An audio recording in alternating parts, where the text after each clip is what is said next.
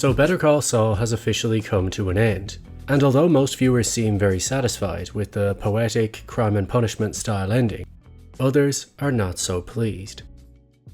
I'm seeing a lot of comments saying that Jimmy's decision to go to prison for the rest of his life isn't realistic. No one would throw their life away like that, especially Jimmy, who always had a plan to get himself out of trouble. So a momentary desire to please Kim isn't enough to warrant such a life-changing decision.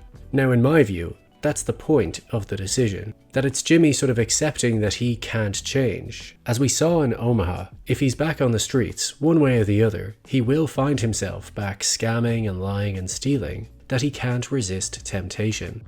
So he realizes the only way to cleanse his soul is to finally take the full punishment with no shortcuts. Even though he proves to himself he can shrink his sentence to 7 years, it doesn't mean that's what he feels he truly deserves for all of his wrongdoings.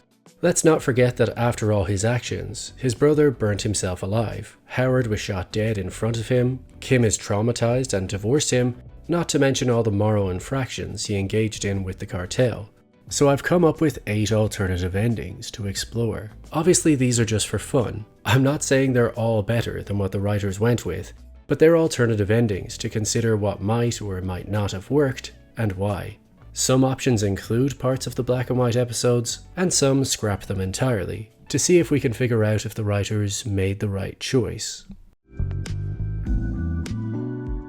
Number 1. This seems to be the most popular comment section ending. He takes the 7 years in jail, confesses to his crimes in court, including Howard and Chuck. We see genuine remorse, but he doesn't further incriminate himself, and that still wins Kim over.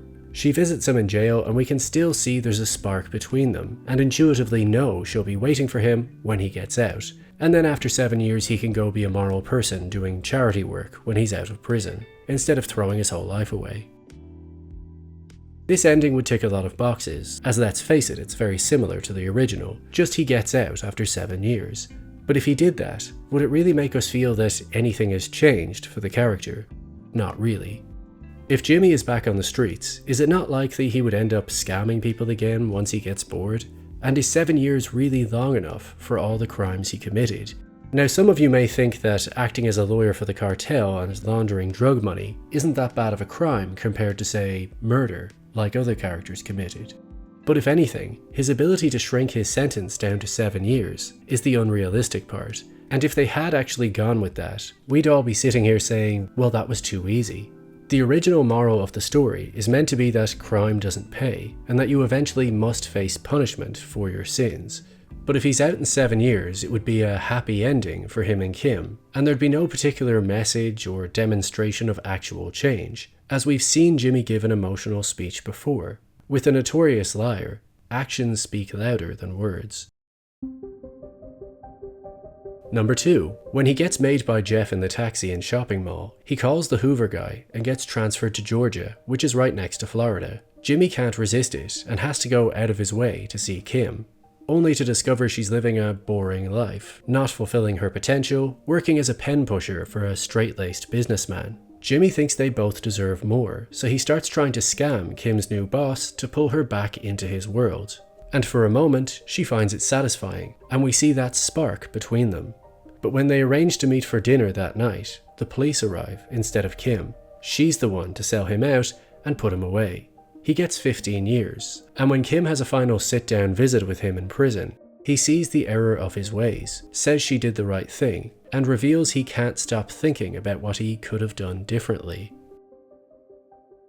For this ending, it could be poetic for Kim to be the one to put Jimmy away, accepting that he won't be able to stop on his own, and he's sucking her back into his vortex like Chuck had warned her he would. He'd be punished appropriately and have truly learned his lesson, as Kim was the only one who ever believed there was good in him. It wouldn't be a happy ending, as the two wouldn't be on such clarified terms, but it would reframe the series as centered around their relationship, with Kim realizing he's toxic, which could be interesting for reviewing the series again, knowing how it ends. Number 3. Kim doesn't ever confess or turn herself in, but she does move to Florida and live a boring life for her own safety. Jimmy's story plays out the same way until he's captured, and when she sees the news story on TV that he's been arrested, she decides she'll be the one to represent him, just like she did previously. And together, they manage to get his sentence down to 7 years plus probation. He gives a speech in court that completely wins her over without further incriminating himself, and 7 years later, in colour, Kim waits for him outside the penitentiary as he exits as a free man, and it closes with them sharing a cigarette, like they always do. This would be a happy ending. Jimmy would pay the price for his actions, but wouldn't have got himself out of trouble with such ease. Instead, he needed Kim's legal brilliance to help, and that process could be slow and subtle to show that they are still magic when they work together. It may hint that they wind up back scamming people and send a message that ultimately everything works out for criminals, but seeing them stable together would probably be enough for us to imagine that they won't let it spiral out of control ever again. Number 4. Kim never confesses to Howard's wife. She just lives a boring life for safety. The vacuum guy can't send anyone to save Jimmy as he's too hot, but does tell him an address with a car, a set of keys and a full tank of gas so he can break for the border to a safe house. Jimmy winds up in a full-blown police chase, with the whole country watching like O.J. Simpson in his white Bronco. Against the odds, he passes the Mexican border and finds refuge in the safe house. Later we see Kim quietly packing her bags to leave her boring life and go find Jimmy. This would be a happy ending, but highly unrealistic, as the odds of Jimmy really escaping a police chase are very low. There would be no lessons learned, as he would escape punishment and get Kim back, but it could be a bit of fun that leaves the audience with a "some birds aren't meant to be caged" type of message. Number 5. The same setup as number 4, except Jimmy gets shot dead by the police in the car chase. The rest of the episode is Kim grieving and handling his remaining items. She finds 2 letters for her written by Jimmy, one that exonerates her from everything they were involved in, and one explaining his regrets. The only other person at his funeral is his old receptionist, Francesca, who hands Kim his parting gift, a box full of all the money he stole in the Omaha scams and his packet of diamonds.